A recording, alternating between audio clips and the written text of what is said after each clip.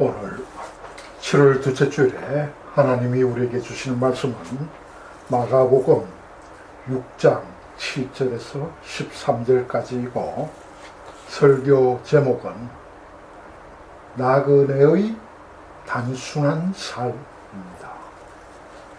성령님이 이 시간 우리 가운데 임재하셔서 주님이 우리에게 주시는 말씀을 깨닫고 기뻐하는 그런 은혜로운 시간이 되기를 주님의 이름으로 기도합니다. 아멘. 아멘. 기독교 역사상 예수님의 신실한 제자로 칭송받는 성 프란체스코는 무소유와 청빈의 삶을 실천했던 분입니다. 사도시대로부터 현대에 이르기까지 위대한 신앙의 조상들이 많았는데요. 청빈에 가한 프란체스코와 비길 만한 사람을 쉽게 찾을 수가 없습니다. 그는 평신도였지만은 예수님의 가르침을 그의 삶 속에 충성스럽게 실천했기 때문에 그를 존경했던 사람이 많았고 지금도 많은 사람들이 따르고 있습니다. 여기 서부 캘리포니아의 아름다운 도시 샌프란시스코도 그를 기리는 사람들이 그의 이름을 따라서 장명했다고 합니다. 프란체스코는 12세기 말 이탈리아의 소도시 아시시에서 부유한 포목상의 외아들로 태어났습니다. 어렸을 때는 귀족적인 환경에서 자라면서 돈을 많이 버는 거상이나 용맹을 떨치는 기사가 되겠다는 포부를 가졌다고 합니다. 청년이 되어서 그는 기사의 꿈을 안고 전투에 참가했지만은 포로로 잡혀서 1년간 포로 생활을 했고 석방된 후에는 오랫동안 병에 시달렸습니다. 마침내 주님의 은혜로 건강을 회복하면서 깊은 신앙의 사람으로 변화되었습니다. 어느 날 그는 예수님이 제자들을 파송하시면서 돈도 신발도 두 벌의 옷도 가지지 말고 회개를 선포하라는 이 본문을 묵상하게 되었습니다. 이 말씀에 깊은 감명을 받아서 청빈한 삶과 복음 전파를 위해서 주님이 자신에게 주신 계시로 믿고 이 말씀을 실천하기 시작했습니다. 그는 11명의 동료들과 함께 청빈 생활을 시작하므로 12제자의 모임인 프란체스코 회가 첫 발을 내딛게 되었습니다. 그들은 함께 재물의 소유를 거부하고 움막에 살면서 나병 환자들을 간호하는 데 헌신했고 마을을 순회하며 복음을 전했습니다. 프란체스코는 하나님이 창조하신 자연과 생물도 사랑했고 하나님의 형상으로 지음받은 사람들에게도 형제애를 베풀었습니다. 이탈리아의 각 지방을 두루 다니면서 그리스도의 사랑으로 형제들을 돌봤을 뿐 아니라 전 세계에 복음을 전해야 한다는 선교의 소명을 실천하기 시작했습니다.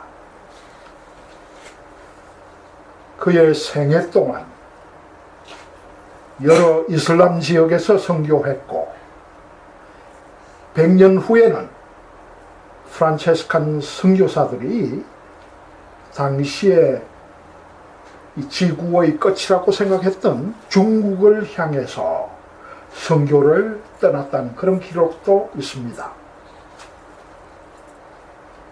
오늘날도 그의 신앙을 따라서 세워진 기독교 기관들과 단체들이 전 세계 곳곳에서 다양한 방법으로 선교하며 복음을 전파하고 있습니다.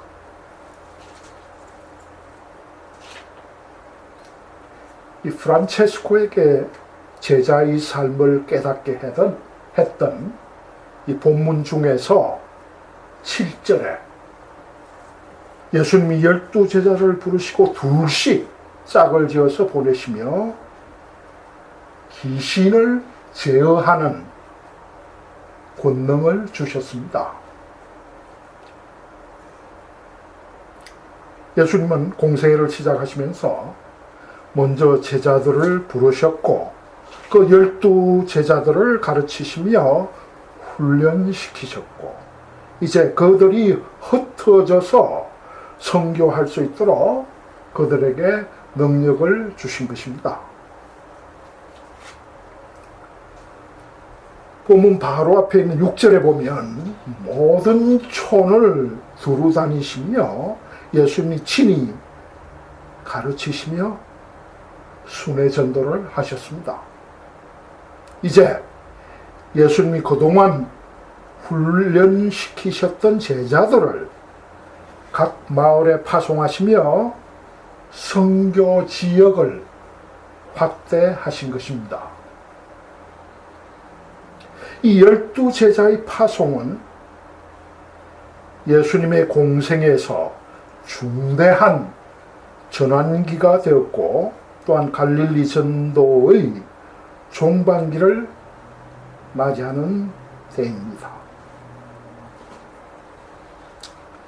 오늘 본문 13절에 보면 예수님은 제자들에게 더러운 귀신을 내쫓는 권능을 주셨고 또 병 고치는 권세도 주셨습니다. 예수님이 자신의 권세를 제자들에게 주신 것은 전도 목적을 위해서 잠깐 주신 것이지 권세를 영원히 행하도록 제자들에게 주신 것은 아닙니다. 그리고 예수님은 제자들에게 여행을 위하여 지팡이 외에는 양식이나 배낭이나 전대의 돈이나 아무것도 가지지 말며 신만 신고 두 벌 옷도 입지 말라고 명령하셨습니다. 마가복음보다 뒤에 기록된 마태복음과 누가복음에는 지팡이를 들고 가는 것까지 금하셨습니다. 오늘은 이 본문 중에서 여행을 위해서 아무것도 가지지 말라는 말씀을 중심으로 예수님을 따르는 제자들의 삶의 자세에 대해서 함께 말씀을 나누고자 합니다. 첫째로 예수님을 따르는 제자들은 이 땅에서 나그네처럼 살면서 순례의 길을 여행합니다. 인생은 나그네의 삶이라고 하지요. 인생은 나그네 길이라는 최희준이 부른 유행가도 있었는데요. 그 노래에서 나그네는 정처도 없이 다니는 떠돌이입니다. 그런데 그리스도인은 목적지 없이 방황하는 떠돌이가 아니라 하나님의 부르심을 따라서 우리의 본향을 향해 가는 순례자입니다. 네. 이스라엘의 순례자들이 하나님을 예배하기 위해서 예루살렘 성전에 올라가듯이 그리스도인은 하나님 나라를 소망하면서 주님이 가신 길을 따라가는 순례자입니다.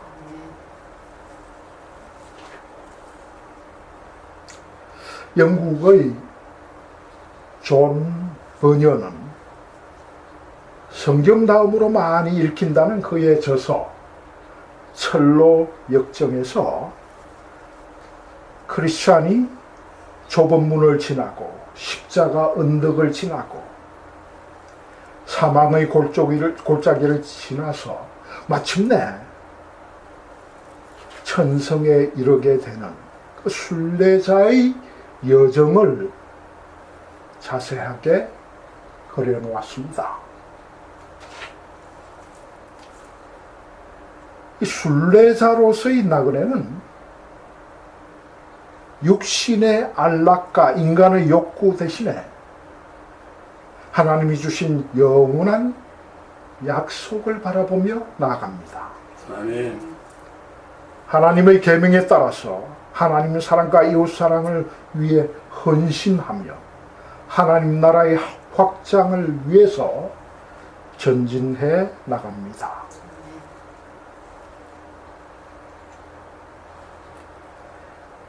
히브리서 11장은 아벨, 에녹, 노아, 아브라함과 같은 믿음의 조상들이 모두 본향을 바라보며 이 땅에서 나그네로 살았다고 기록했습니다.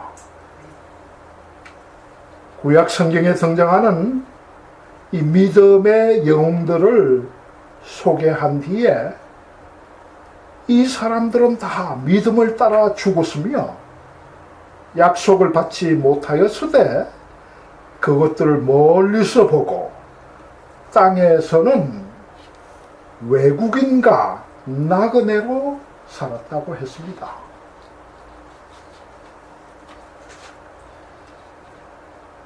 창세기 47장에 보면 이삭의 아들 야곱이 그의 인생 말년에 애굽의 황제 바로 앞에 서게 되었습니다. 바로가 야곱에게 그의 연세를 물었을 때 야곱은 우리 조상의 나그네 길의 세월에 미치지 못하나 험악한 세월을 보내었나이다. 그 대답했습니다. 야곱의 할아버지 아브라함은 175세까지 살았으니 야곱보다 약 30년 더 살았지만 이 아브라함의 삶에도 험악한 세월이 있었습니다. 아브라함은 하나님의 부르심을 받고 자신이 익숙했던 갈대아 우르를 떠났고 가나안 땅에서 나그네와 외국인으로 나그네의 삶을 살았습니다. 아브라함도 이삭도 야곱도 가나안에서 하나님의 약속을 바라보며 나그네의 삶을 살았고 그 후손들인 이스라엘 백성들도 애굽의 종이 되어서 이방 땅에서 나그네로 살았습니다.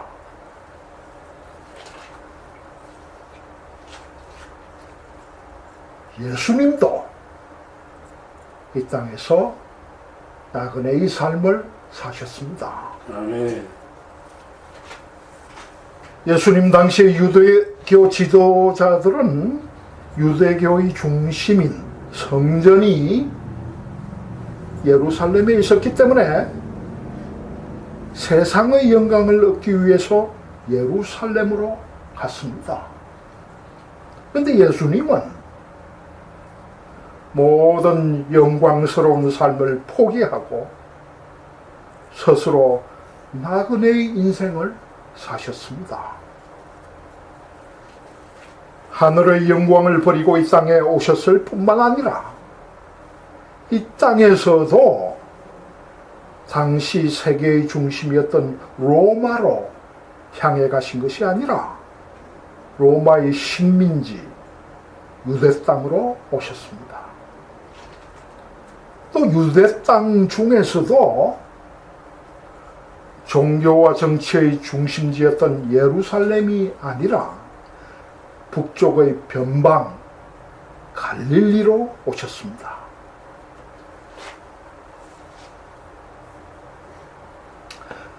마태복음 8장에 보면 예수님이 많은 사람들을 고치시는 것을 본 한 서기관 선생님이요, 어디로 가시든지 저는 쫓으리이다 하고 예수님께 나왔습니다. 예수님을 따르겠다는 헌신을 고백했으니 예수님이 칭찬하시면서 자신을 제자로 삼아 주시려고 기대했을 것입니다. 그러나 예수님은 마치 선문답한 듯이 여우도 굴이 있고 공중의 새도 거처가 있어되 오직 인자는 머리 둘 곳이 없다는 말씀을 했습니다. 나는 아무 소유도 없고 집도 없이 다니는 나그네 신세인데 그래도 너가 나를 따를 수 있겠느냐고 제자로서의 삶의 자세를 그에게 물어보셨다고 생각합니다. 그 서기관이 예수님을 따라가면 사람들이 몰려들고 그들로부터 존경을 받으며 유대사회에서 성공적인 삶을 살 수 있을 것이라고 오해하고 있었기 때문입니다. 예수님이 그 서기관에게 하신 말씀은 예수님을 믿고 따르는 오늘 우리들도 이 땅에서 나그네의 삶을 살아야 할 것임을 가르쳐 주신 것입니다. 아멘. 예수님은 주님을 믿고 제자의 길을 가는 우리들에게도 자기 십자가를 지고 주님을 따르도록 나그네의 삶을 요구하십니다. 주여. 그러면 이 땅에서 어떻게 사는 것이 나그네로 사는 것입니까? 첫째로 예수님처럼 또 성 프란체스코처럼 청빈과 금소의 삶을 사는 것입니다. 주여. 나그네는 이 땅에 영원히 정착하여 사는 것이 아니라 잠깐 지나가는 것이니까 많이 소유하면 목적지를 향해 가는데 무거운 짐만 되기 때문입니다. 사람들은 많은 것을 가지면 근심 걱정이 없을 것 같이 착각해서 많은 것을 가지기를 소원합니다. 재물도 명예도 권력도 서로 먼저 차지하겠다고 다투기도 합니다만 소유라는 것은 더 많은 근심을 가져다 줄 뿐입니다.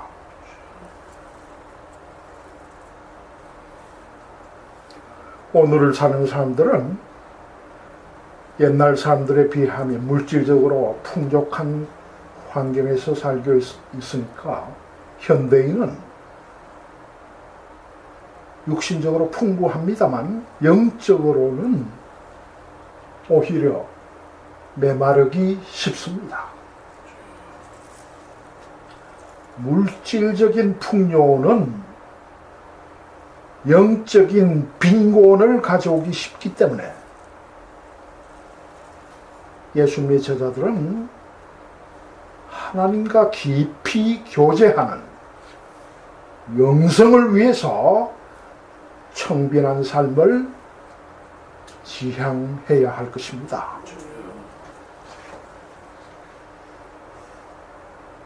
청빈한 삶은 소유물이 적은 상태이기 때문에 정신적으로 가볍고 자유로울 뿐만 아니라 영적으로 깨끗하고 맑은 생명수를 공급해 줄 것입니다. 아름다운 꽃이나 신비스러운 자연의 생물을 보면서 하나님의 창조 세계를 끊임없이 즐기며 매일 창조주 하나님을 찬양하며 기쁘게 살아가도록 생명력을 공급해 줄 것입니다.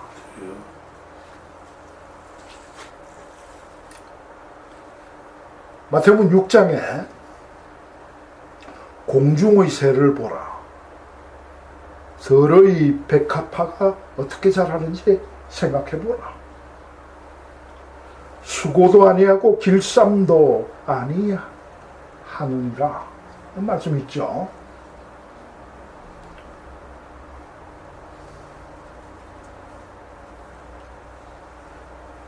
모든 자연과 우주는 하나님의 경륜 안에서 질서 있게 존재합니다만 인간은 탐욕으로 인해서 하나님이 창조하신 것들을 때때로 훼손하곤 합니다. 자연을 개발하려고 애쓰는 인간적 노력이 도리어 하나님의 뜻을 손상시키곤 합니다. 하나님이 인간의 환경을 잘 아시기 때문에 하나님의 손에 맡기면 인간도 공중의 새처럼 들의 백합화처럼 평화스럽게 살아갈 것입니다. 하늘의 별처럼 바다의 물고기처럼 주신 대로 살면서 하나님과 올바른 관계를 유지하면 하나님 모든 생명을 건강하게 성장시키며 관리해 주실 것입니다.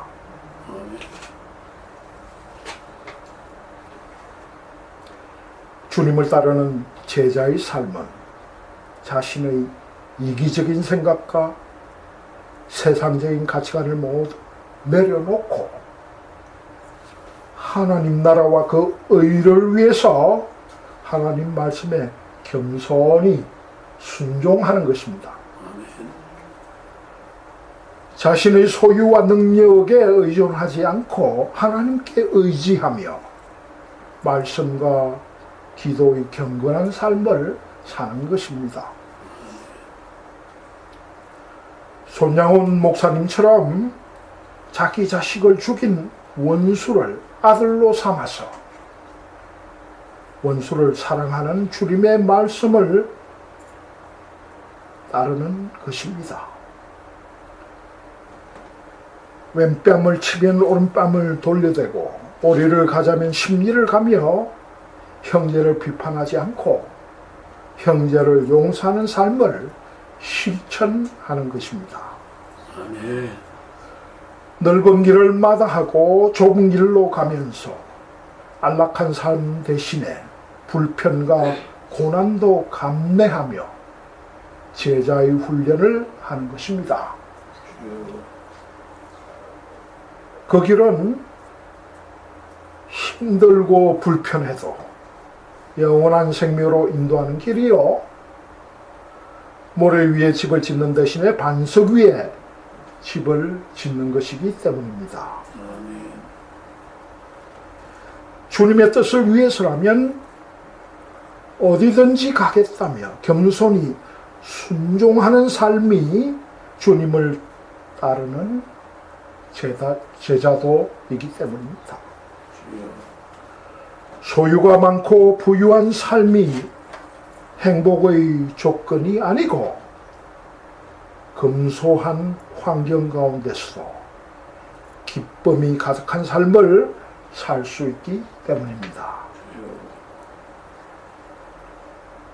금소한 삶은 환경과 관계없이 자족하며 범사에 감사하게 되고 다른 사람들을 용납하며 사랑하게 합니다.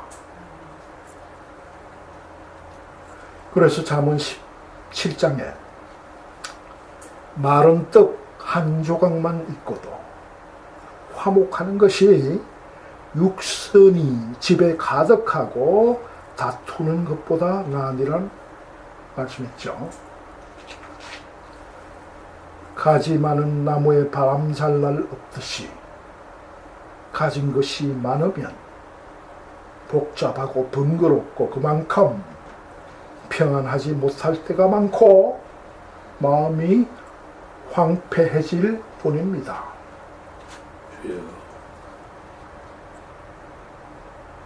두 번째로 이 땅에서 나그네로 산다는 것은 단순하게 사는 것을 의미합니다.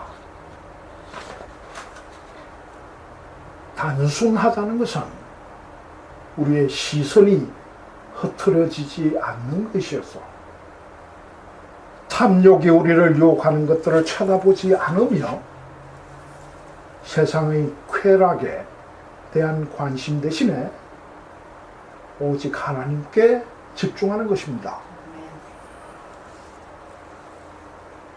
자연을 소중히 여기고 자연 그대로 이것을 즐기며 소박한 삶을 감사하며 기뻐하는 것입니다. 단순한 삶이란 단순하게 그냥 수동적으로 살아가는 것이 아니라 분명한 삶의 원칙들을 갖고 사는 삶입니다. 분명한 원칙들을 갖고 있다는 것은 믿음과 생명의 가치관, 그리고 목적의식과 소명의식을 갖고 있다는 의미입니다.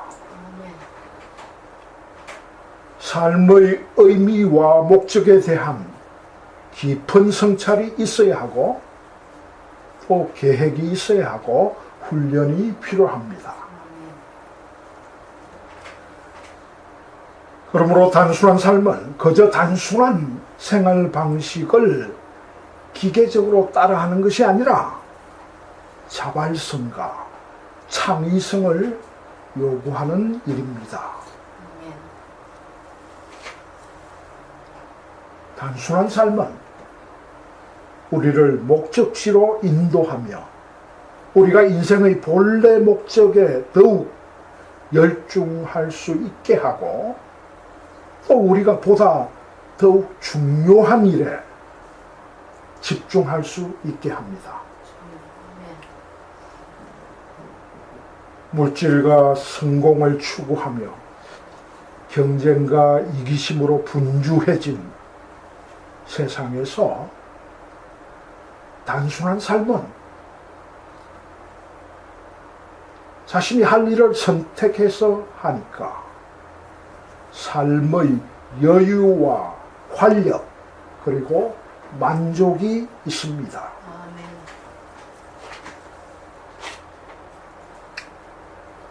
오늘의 세계는 인포메이셔널 홍수 시대이기 때문에 우리가 알아야 할 것이 너무 많아지고 따라가지 못하면 스스로 좌절감에 시달리게 됩니다.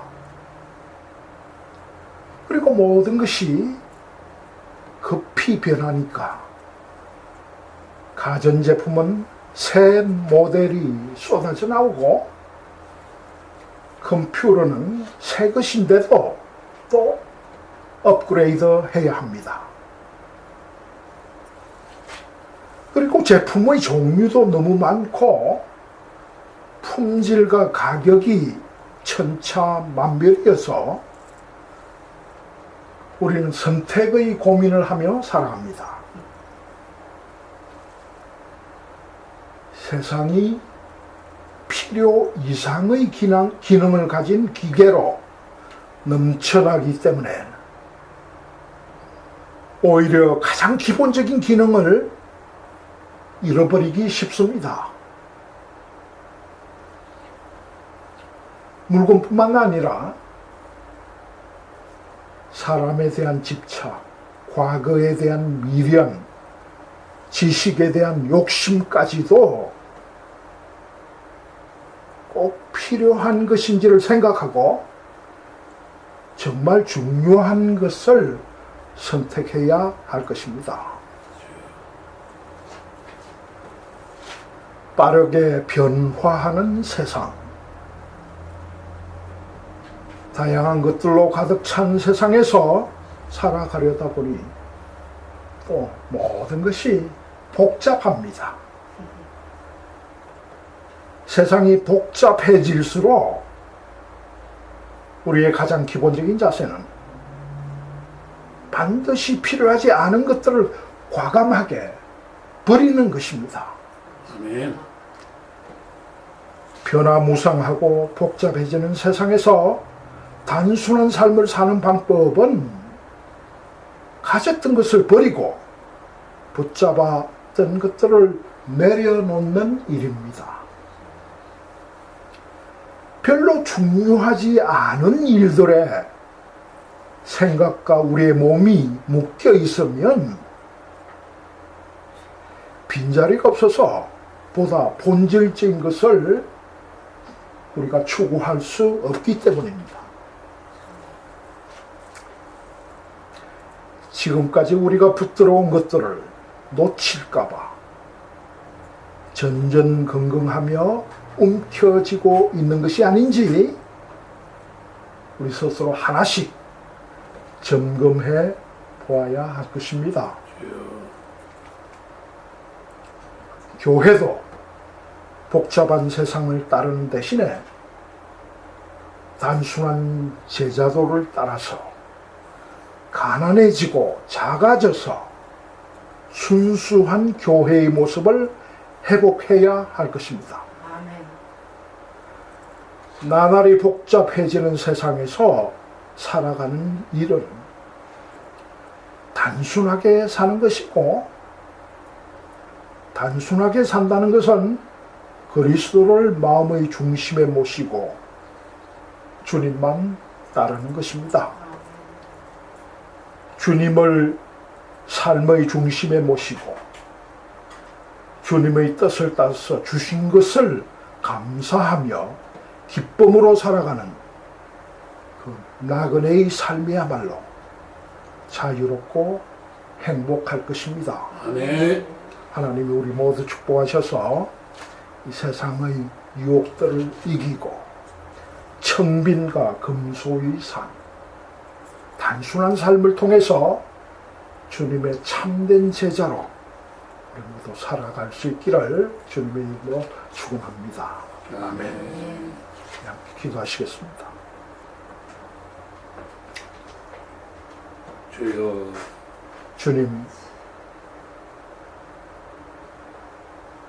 주님은 저희가 하나님을 사랑하고 이웃을 사랑하며 복을 누리고 살아가도록 저희를 단순하게 만드셨는데, 저희는 자기 이익만 생각하고 욕심을 채우려고 복잡한 세상을 만들고 있음을 고백합니다. 주여. 이렇게 세상을 복잡하게 바꾸어 놓고 그 안에서 생명의 중요함을 잊어버리고 분주하게 쫓아다니며 고생하는 저희들을 긍휼히 보시고 하나님 나라와 하나님의 뜻에 집중해서 단순한 삶을 회복할 수 있도록 이끌어 주시옵소서. 아멘. 오늘 함께 예배드리는 성도들과 우리 주위의 이웃들 그리고 멀리 떨어진 곳에서 예배드릴 성도들도 단순한 삶을 통해서 세상을 이기게 도와주시옵소서. 세계 곳곳에서 복잡한 탐욕의 마음으로 하나님의 질서에 역행하는 이들에게도 복음을 들려주셔서 하나님을 경외하며 겸손히 하나님 앞에 엎드리게 이끌어 주시옵소서. 예수님 이름으로 기도합니다. 아멘. 우리